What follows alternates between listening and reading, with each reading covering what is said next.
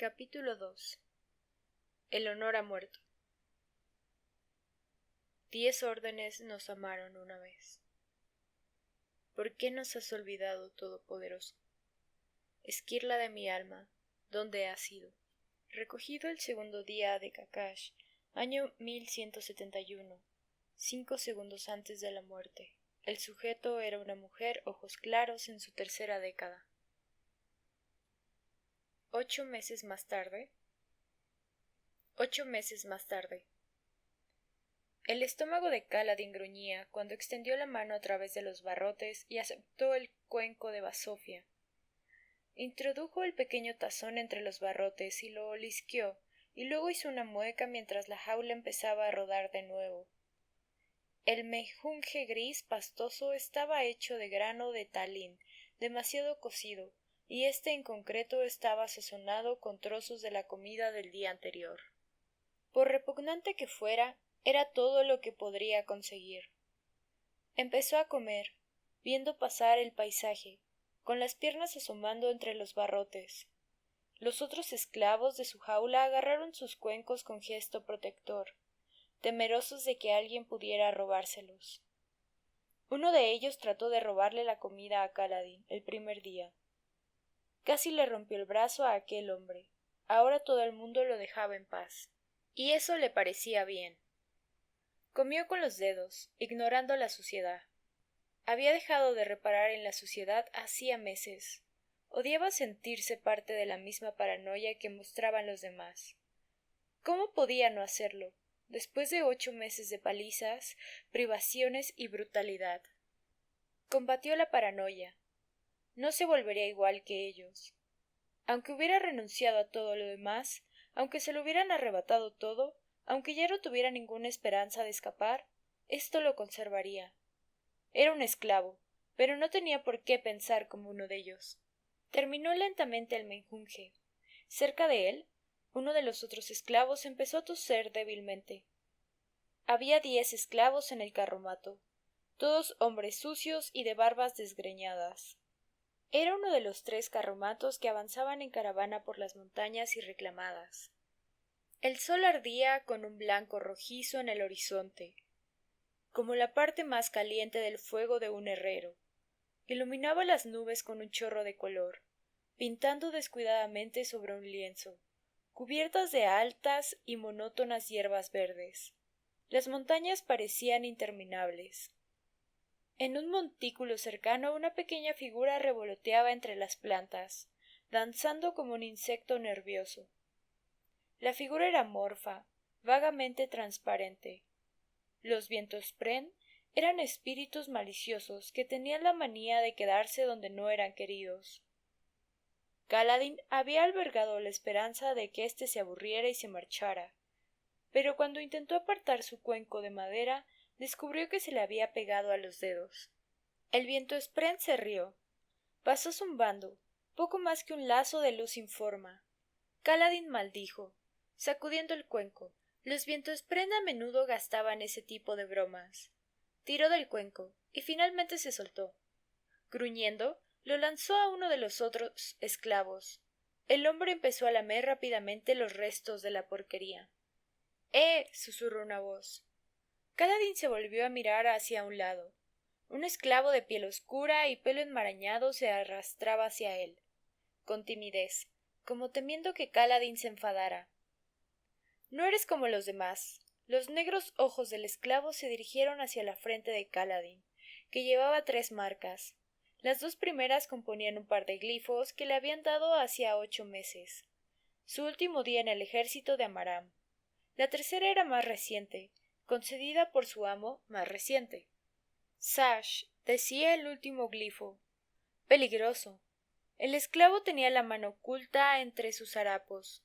¿Un cuchillo? No, eso era ridículo. Ninguno de estos esclavos podría haber ocultado un arma.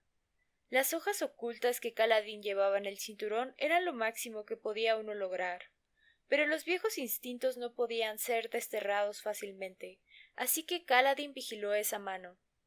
He oído hablar a los guardias, continuó diciendo el esclavo, acercándose un poco más. Tenía un tic que le hacía parpadear con frecuencia. Dicen que has intentado escapar antes. Que has escapado, de hecho. Kaladin no respondió. Mira, dijo el esclavo, sacando la mano detrás de sus harapos y revelando su cuenco de basofia. Estaba medio lleno. Llévame contigo la próxima vez, susurró. Te daré esto. La mitad de mi comida a partir de ahora hasta que escapemos. Por favor. Mientras hablaba atrajo a unos pocos hambrespren. Parecían moscas marrones que revoloteaban alrededor de su cabeza, casi demasiado pequeños para que pudieran ser vistos. Kaladin se volvió a contemplar las interminables colinas y las hierbas siempre en cambiante movimiento. Apoyó un brazo en los barrotes y descansó la cabeza contra él, las piernas todavía colgando por fuera. ¿Bien? Preguntó el esclavo. Eres un idiota. Si me dieras la mitad de tu comida estarías demasiado débil para huir. Si yo fuera a hacerlo, cosa que no haré, no funciona. Pero 10 veces, susurró Kaladin, 10 intentos de escapatoria en 8 meses, huyendo de 5 amos distintos. ¿Y cuántas de ellas salieron bien? Bueno, quiero decir, ¿todavía estás aquí? 8 meses. 8 meses como esclavo. 8 meses de basofia y palizas. Bien podría haber sido una eternidad. Apenas recordaba ya el ejército. No te puedes esconder si eres esclavo, dijo Kaladin. No con esta marca en la frente. Sí, escapé unas cuantas veces, pero siempre me encontraron. Y entonces tuve que regresar. Antaño lo llamaban afortunado, bendito por la tormenta. Eran patrañas. En todo caso, Kaladin tenía mala suerte. Los soldados eran supersticiosos, y aunque inicialmente se había resistido a su manera de pensar, cada vez le fue resultando más difícil. Todas las personas a las que había intentado proteger acabaron muertas, y ahora aquí estaba él, en una situación aún peor que cuando empezó. Era mejor no resistir. Esta era su suerte, y se resignaba a ella. Había cierto poder, cierta libertad en eso, la libertad de no tener que preocuparse. El esclavo acabó por comprender que Kaladin no iba a decir nada más, así que se retiró y se puso a comer su basofia. Los carromatos continuaron rodando, los campos de verde extendiéndose en todas direcciones. La zona que los rodeaba, sin embargo, estaba pelada. Cuando se acercaban, la hierba se retiraba, cada tallo individual se replegaba en un agujero en la piedra. Después de que pasaran las carretas, la hierba volvía a asomar tímidamente y extendía sus hojas hacia el aire. Y así, los carromatos avanzaban por lo que parecía ser un camino de roca, despejado solo para ellos. Una vez adentrados en las montañas y reclamadas, las tormentas eran increíblemente poderosas. Las plantas habían aprendido a sobrevivir. Eso era lo que había que hacer, aprender a sobrevivir. Prepárate. Capea la tormenta. Kaladin captó el olor de otro cuerpo sucio y sudoroso, y oyó el ruido de pasos arrastrándose. Miró receloso hacia un lado, esperando ver al mismo esclavo otra vez. Pero este era un hombre distinto. Tenía una larga barba negra manchada de migas de comida y retorcida por la suciedad. Kaladin mantenía su propia barba más corta, pues permitía que los mercenarios de Tulaku se la cortaran periódicamente. Como Kaladin, el esclavo vestía los restos de un saco marrón atado a un harapo, y eran ojos oscuros. Naturalmente quizá tenía los ojos de un verde oscuro profundo, aunque los ojos oscuros era difícil decir. Todos parecían marrones o negros, a menos que los vieras a la luz adecuada. El recién llegado se retiró, levantando las manos. Tenía un sarpullido en una de ellas. La piel levemente descolorida. Probablemente se había acercado porque había visto a Kaladin responderle al otro hombre. Los esclavos le habían tenido miedo desde el primer día, pero también sentían mucha curiosidad por él. Kaladin suspiró y dio media vuelta. El esclavo se sentó vacilante. ¿Te importa si te pregunto cómo has acabado siendo esclavo, amigo? No puedo dejar de preguntármelo. Nos lo preguntamos todos. A juzgar por el acento y el pelo oscuro, el hombre era Lesi, como Kaladin. La mayoría de los esclavos lo eran. Kaladin no respondió a la pregunta. Yo robé un rebaño de chuls, dijo el hombre. Tenía una voz rasposa, como las hojas de papel que rozaran entre sí. Si me hubiera llevado un solo chul, tal vez me habrían dado unos azotes, pero un rebaño entero, 17 cabezas, se rió para sí, admirado de su propia audacia. Al fondo de la carreta alguien volvió a toser. Eran un grupo lamentable, incluso tratándose de esclavos, débiles, enfermos, malnutridos. Algunos, como Kaladin, eran fugitivos recalcitrantes, aunque Kaladin era el único que tenía la marca del sash. Eran los más indignos de una casta indigna, comprados de saldo. Probablemente serían vendidos de nuevo en algún lugar remoto donde hiciera falta desesperadamente mano de obra. Había muchas ciudades pequeñas e independientes a lo largo de la costa de las montañas y reclamadas, lugares donde las reglas Borin sobre el empleo de esclavos eran solo un rumor lejano. Seguir ese camino era peligroso. Nadie gobernaba estas tierras y al atajar por terreno descubierto y apartarse de las rutas establecidas de comercio, Tulacú podía encontrarse fácilmente con un puñado de mercenarios sin empleo, hombres que no tenían honor y no temían matar a un amo de esclavos y a sus propiedades para robar unos cuantos chuls y unas cuantas carretas. Hombres que no tenían honor. ¿Había hombres que lo tuvieran? No, pensó Kaladin. El honor murió hace 8 meses. ¿Y bien? Preguntó el hombre de la barba hirsuta. ¿Qué hiciste para acabar como esclavo? Kaladin alzó de nuevo el brazo contra los barrotes. ¿Cómo te capturaron a ti? Eso es lo raro, dijo el hombre. Kaladin no había respondido a su pregunta, pero él sí que había contestado. Eso parecía suficiente. Fue una mujer, claro. Tendría que haber sabido que acabaría por venderme. No tendrías que haber robado chuls. Demasiado lentos. Los caballos habrían sido mejor. El hombre se rió. ¿Caballos? ¿Qué crees que soy? ¿Un loco? Si me hubieran pillado robando caballos, me habrían ahorcado. Los chuls, al menos, solo me ganaron una marca de esclavo. Kaladin miró hacia un lado. La marca de la frente del hombre era más antigua que la suya. La piel alrededor de la cicatriz blanqueada. ¿Qué ponía en aquel glifo? Sas Murom, dijo Kaladin. Era el nombre del distrito donde el hombre había sido marcado originalmente. El hombre alzó la cabeza, sorprendido. ¿Conoces los glifos? Varios de los esclavos cercanos se agitaron al advertir esta rareza. Tu historia debe ser aún mejor de lo que creía, amigo. Kaladin contempló la hierba que se agitaba con la suave brisa.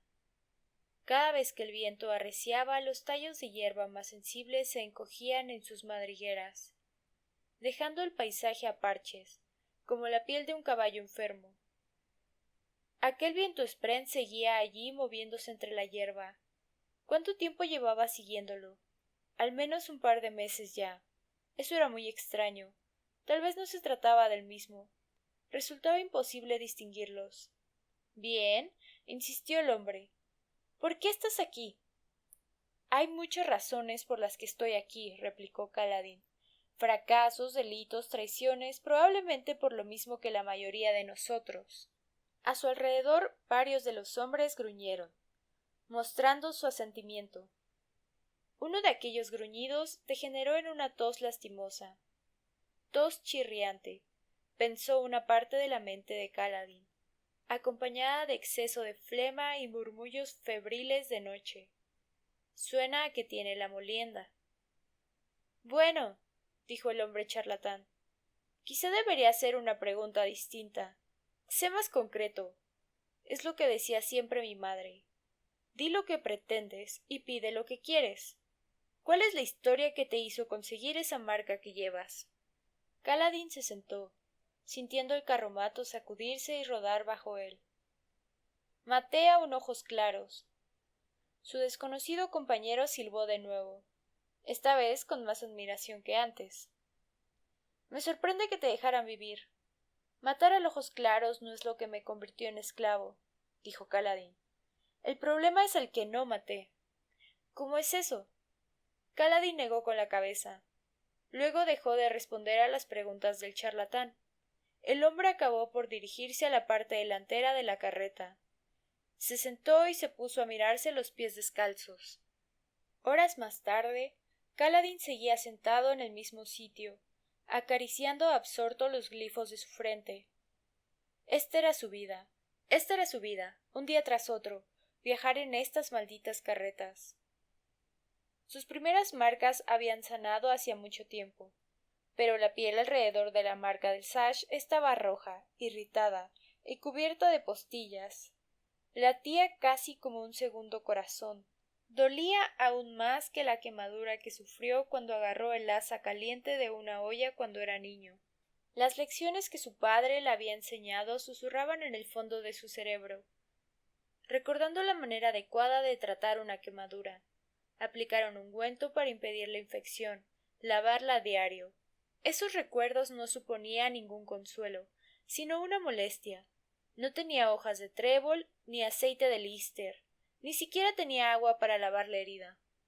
Las partes de la hierba que habían desarrollado la postilla le tiraban de la piel, haciendo que sintiera la frente tensa. Apenas podía pasar unos pocos minutos sin arrugar el ceño e irritar la herida. Se había acostumbrado a tocarse y secar la sangre que emanaba de las grietas. Tenía manchada toda la parte derecha de la frente. Si hubiera tenido un espejo, probablemente habría localizado los diminutos putrisprén rojos reunidos alrededor de la herida. El sol se puso por el oeste, pero los carromatos siguieron rodando. La violeta Salas asomó al horizonte por oriente, vacilante al principio, como para asegurarse de que se había puesto el sol. Era una noche despejada, y las estrellas titilaban en lo alto. La cicatriz de Tal, un puñado de estrellas rojo oscuro que destacaban brillantes entre el parpadeo de las blancas, estaba alta en el cielo durante esa estación. El esclavo que tosía antes había empezado a hacerlo de nuevo, una tos bronca, húmeda. En otro tiempo, Kaladin habría corrido a ayudar, pero algo en su interior había cambiado. Había intentado ayudar a tanta gente que ahora estaba muerta. Le parecía irracionalmente que ese hombre estaría mejor sin su interferencia. Después de fallarle a Tien, y luego a Dalet y su equipo, y luego a 10 sucesivos grupos de esclavos, era difícil encontrar la fuerza de voluntad para volver a hacerlo. 2 horas después de la primera luna, Tulaku finalmente ordenó parar. Sus 2 brutales mercenarios bajaron de lo alto de los carromatos, y luego se dispusieron a encender una pequeña hoguera.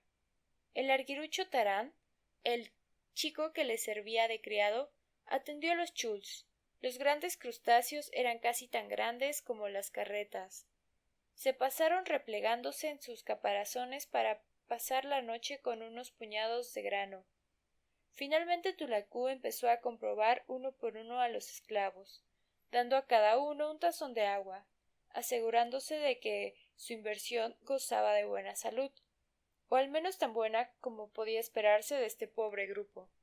Tulaku empezó con el primer carromato, y Kaladin, todavía sentado, metió los dedos en su cinturón, improvisado, comprobando las hojas que había escondido allí.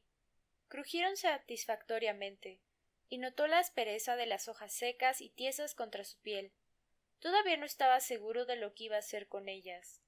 Las había cogido en un impulso durante uno de los momentos en los que le habían permitido salir del carromato para estirar las piernas. Dudaba que nadie más en la caravana supiera reconocer la ruina oscura, con sus estrechas hojas trilobuladas y puntiagudas, así que no había sido un riesgo demasiado grande. Ausente, sacó las hojas y las frotó entre el índice y la palma de su mano. Tenía que secarlas antes de que alcanzaran su potencia. ¿Por qué las llevaba? ¿Pretendía dárselas a Tulaku y vengarse? ¿O era una contingencia? ¿Algo que conservar por si las cosas salían demasiado mal y se volvían demasiado insoportables? No habré caído tan bajo, pensó. Lo más probable era que se tratara de su instinto por apoderarse de un arma cuando veía a una. No importaba lo poco corriente que fuera. El paisaje era oscuro.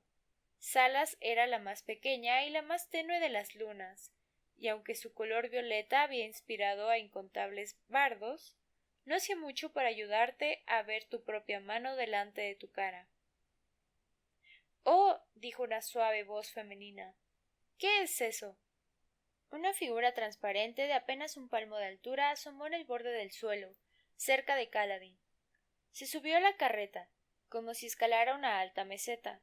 El viento Spren había tomado la forma de una mujer joven. Los Spren más grandes podían cambiar de forma y tamaño, de rostro anguloso y largo cabello ondulante que se convertía en bruma tras su cabeza. La mujer, Kaladin no podía dejar de pensar que el viento Spren era una mujer, estaba formada de celestes y blancos, y llevaba un sencillo vestido blanco de corte infantil que le llegaba hasta la mitad del muslo. Como el cabello se convertía en bruma en la parte inferior. Sus pies, manos y rostro eran claramente definidos, y tenía las caderas y el busto de una mujer esbelta. Kaladin la miró con el ceño fruncido. Los Spren estaban por todas partes. Se les ignoraba la mayor parte de las veces, pero esta era una rareza. El viento Spren siguió avanzando, como si subiera por una escalera invisible. Llegó a una altura en la que pudo mirar a la mano de Kaladin, de modo que él cerró los dedos en torno a las hojas negras. La criatura rodeó su puño. Aunque brillaba como una imagen retinal, tras contemplar el sol, su forma no proporcionaba ninguna iluminación real. Se agachó mirándole la mano desde diferentes ángulos, como una niña que esperara encontrar un caramelo oculto. ¿Qué es? Su voz era como un susurro. ¿Puedes enseñármelo? No se lo diré a nadie. ¿Es un tesoro? ¿Has cortado un pedazo de la capa de la noche y lo has guardado?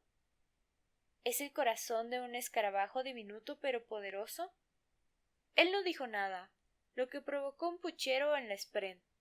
La criatura flotó hacia arriba gravitando aunque no tenía alas, y lo miró a los ojos. —Kaladin, ¿por qué me ignoras? Kaladin se sobresaltó. —¿Qué has dicho?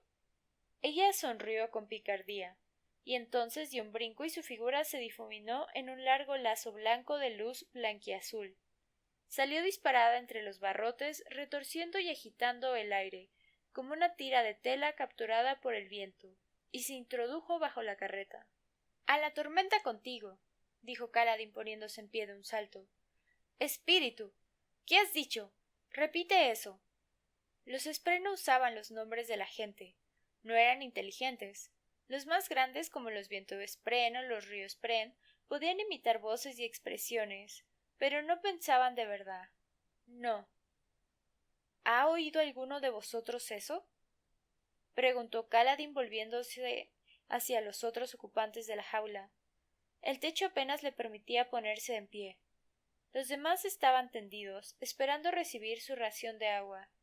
No obtuvo ninguna respuesta más allá de unos cuantos murmullos para que se callara y unas toses por parte del hombre enfermo del rincón. Incluso el amigo de antes le ignoró. El hombre se había sumido en el estupor, mirándose los pies y agitando de vez en cuando los dedos. Tal vez no habían visto al Spren. Muchos de los más grandes eran invisibles, excepto para la persona a la que tormentaban. Kaladin se sentó en el suelo del carromato y asomó las piernas. La viento Spren había dicho su nombre, pero sin duda solo repetía lo que había oído antes. Pero ninguno de los hombres del carromato sabía su nombre. Tal vez me estoy volviendo loco, pensó Kaladin. Veo cosas que no existen, oigo voces. Inspiró profundamente, y luego abrió la mano. La presión había quebrado y roto las hojas. Tendré que guardarlas para impedir nuevos. Esas hojas parecen interesantes, dijo la misma voz femenina. Te gustan mucho, ¿no? Kaladin dio un respingo y se torció hacia un lado. La viento Spren flotaba en el aire junto a su cabeza, y el vestido blanco ondulando con un viento que Kaladin no podía sentir. —¿Cómo sabes mi nombre? —preguntó. La viento Spren no respondió.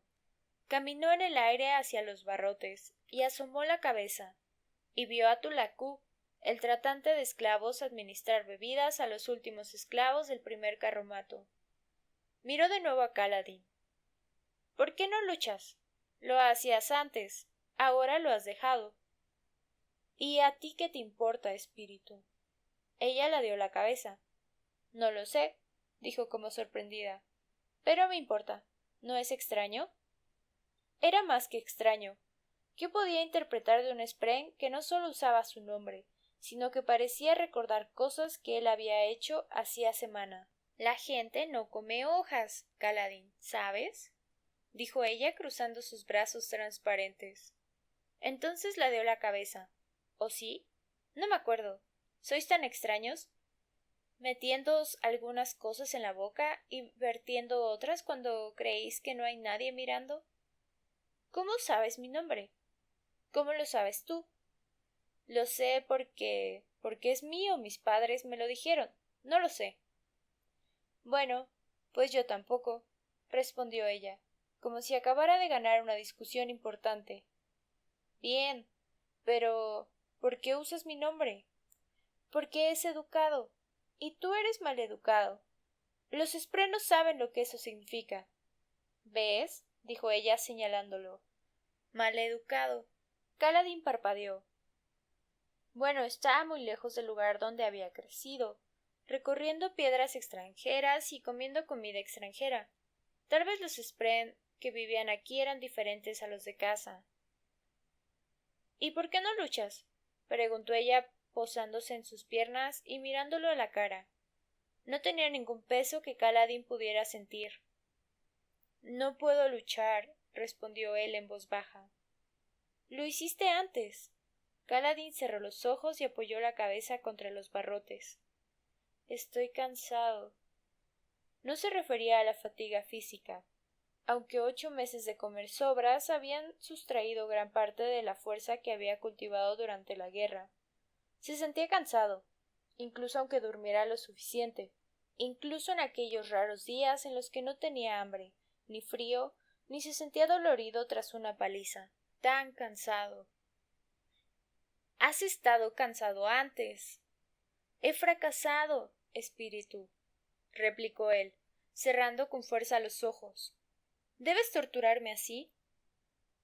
Todos estaban muertos, Zen y Dalet, y antes de eso Tuk y los tomadores, antes de eso Tien, antes de eso sangre en sus manos y el cadáver de una joven de piel pálida. Alguno de los esclavos cercanos murmuró, pensando probablemente que estaba loco.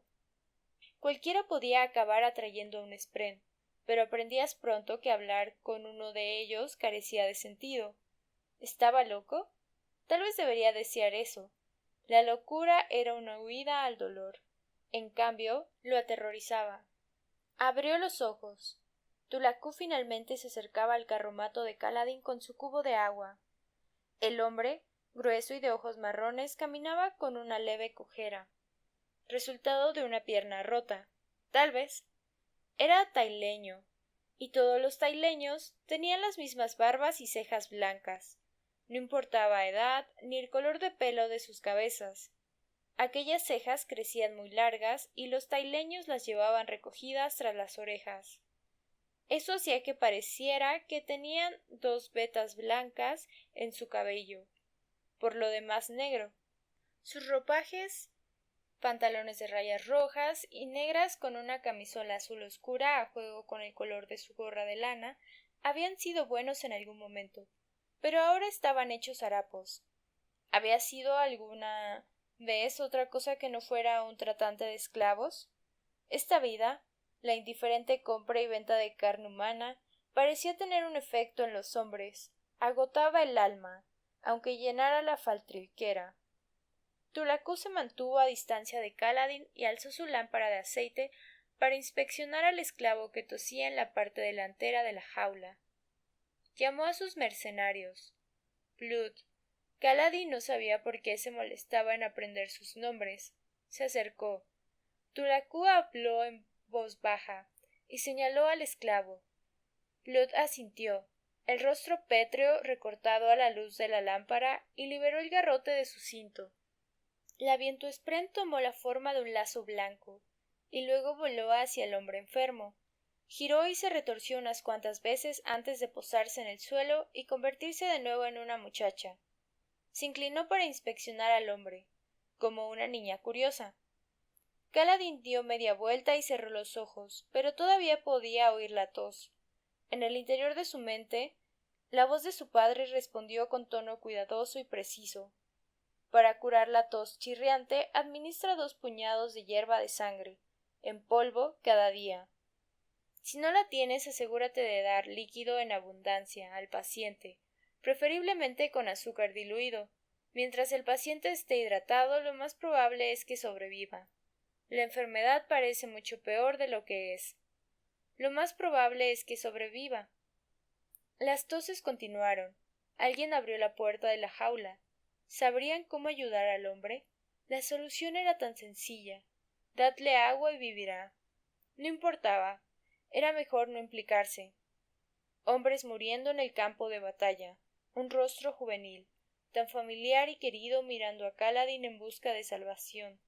Una espada abriendo un cuello. Un portador de esquirlada cargando a través de las filas de Amaram. Sangre, muerte, fracaso, dolor. Y la voz de su padre. ¿De verdad puedes dejarlo, hijo? ¿Dejarlo morir cuando podrías haber ayudado? ¡Tormentas! ¡Alto! Gritó Kaladin poniéndose en pie. Los otros esclavos retrocedieron. Blood dio un respingo, cerró la puerta de la jaula y empuñó su garrote. Tulakú se ocultó tras el mercenario, usándolo como escudo. Kaladin inspiró profundamente, cerró una mano en torno a las hojas y luego se llevó la otra a la cabeza para limpiar una mancha de sangre. Cruzó la pequeña jaula, los pies descalzos resonando sobre la madera. Blood se quedó mirando mientras Kaladin se arrodillaba junto al hombre enfermo. La luz fluctuante iluminó un rostro alargado y demacrado, y unos labios casi exangües. El hombre había tosido flema, era verdosa y densa. Kaladin palpó el cuello del hombre en busca de hinchazón, luego comprobó sus ojos marrón oscuro. Se llama tos chirriante, dijo Kaladin. Vivirá si le dais un tazón extra de agua cada 2 horas durante 5 días. Tendréis que obligarlo a tragarla. Mezcladla con azúcar si tenéis. Blood se rascó su amplia barbilla y luego miró al tratante de esclavos. —Sácalo —dijo Tulakú. El esclavo herido despertó cuando Blood descorrió el cerrojo de la jaula. El mercenario hizo un gesto a Kaladin con su garrote para que retrocediera, y Kaladin se retiró, reacio. Tras guardar el garrote, Blood agarró al esclavo por debajo de los brazos y lo sacó a rastras, mientras intentaba no apartar la mirada de Kaladin, cuyo último intento de huida habían implicado a 20 esclavos armados.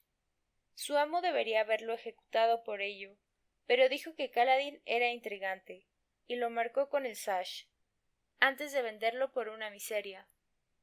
Siempre parecía haber un motivo para que Kaladin sobreviviera, cuando aquellos a los que intentaba ayudar morían. Algunos hombres podrían haberlo considerado una bendición, pero él lo veía como una irónica especie de tormento. Cuando pertenecía a su anterior amo, había pasado algún tiempo hablando con un esclavo del oeste, un hombre de Selay, que le había hablado de la antigua magia, de sus leyendas y su capacidad para maldecir a la gente. ¿Podría ser eso lo que le estaba sucediendo a Kaladin? No seas necio, se dijo. La puerta de la jaula se cerró de golpe. Las jaulas eran necesarias. Tulakú tenía que proteger de las altas tormentas su frágil inversión. Las jaulas tenían costados de madera que podían ser levantados y cerrados durante los furiosos vendavales. Blood arrastró al esclavo hasta la hoguera, junto al barril de agua sin abrir. Kaladin sintió que se relajaba. Eso es, se dijo. Tal vez puedas ayudar todavía. Tal vez haya un motivo para preocuparse. Kaladin abrió la mano y miró las hojas negras aplastadas que tenía en la palma. No las necesitaba. Dejarlas caer en la bebida de Tulakú solo habría sido difícil, sino además inútil. ¿De verdad quería muerto al tratante de esclavos? ¿Qué conseguiría con eso? Un grave chasquido sonó en el aire, seguido de un segundo más sordo, como si alguien hubiera dejado caer una bolsa de grano. Kaladin alzó la cabeza y miró hacia el lugar donde Blood había depositado al esclavo enfermo. El mercenario alzó su garrote una vez más, y entonces descargó un golpe que resonó al alcanzar el cráneo del esclavo. El hombre no había murmurado un solo grito de dolor ni de protesta. Su cadáver se desplomó en la oscuridad. Blood lo recogió con indiferencia y se lo cargó al hombro. —¡No! —gritó Kaladin saltando en la jaula y golpeando los barrotes con las manos. Tulacú se calentaba junto al fuego. —¡La tormenta te lleve! —gritó Kaladin. —Podría haber vivido, hijo de puta. Tulacú lo miró. Entonces sin prisas el tratante de esclavos se acercó, enderezando su gorra de lana azul oscuro. —Os habría hecho enfermar a todos, ¿no lo ves? Su voz tenía un leve acento, y agrupaba las palabras sin darle énfasis a las sílabas adecuadas. Los taileños siempre parecía como si estuvieran murmurando. No voy a perder un carromato entero por un hombre. Ha dejado ya la fase de contagio, dijo Kaladin golpeando de nuevo los barrotes con las manos. Si alguno de nosotros fuera a contagiarse, lo habría hecho ya. Espero que no lo hagáis. Creo que ya no puede salvarse. Te dije que no era así. ¿Y he de creerte, desertor? Dijo Tulacú divertido. ¿Un hombre con ojos que arden y odian? Querrías matarme. Se encogió de hombros. No me importa, mientras estés fuerte para cuando sea el momento de las ventas. Deberías bendecirme por salvarte de la enfermedad de ese hombre. Bendeciré tu túmulo cuando apile yo mismo las piedras, replicó Kaladin. Tulacú sonrió y regresó junto al fuego. Conserva esa furia, desertor, y esa fuerza. Me pagarán bien cuando lleguemos. No si no llegas a vivir tanto, pensó Kaladin. Tulacú siempre calentaba sobre el fuego los restos del agua del cubo que usaba para los esclavos. Se hacía una infusión con ella, colgándola sobre el fuego. Si Kaladin se asegurara de recibir el agua el último y echaba las hojas en él. Kaladin se detuvo, mirándose las manos. Con su frenesí se había olvidado de que tenía en ellas la ruina oscura. Había dejado caer los copos al golpear los barrotes. Solo unos pedacillos se le habían quedado pegados en las palmas, insuficientes para resultar potentes. Dio media vuelta para mirar atrás. El suelo de la jaula estaba cubierto de mugre. Si los copos habían caído allí, era imposible recogerlos. El viento se levantó de pronto, expulsando polvo, migajas y tierra fuera del carromato hacia la noche. Incluso en esto Kaladin fracasaba. Se derrumbó de espaldas a los barrotes e inclinó la cabeza, derrotado. Aquella maldita viento Spren siguió bailando a su alrededor, confusa,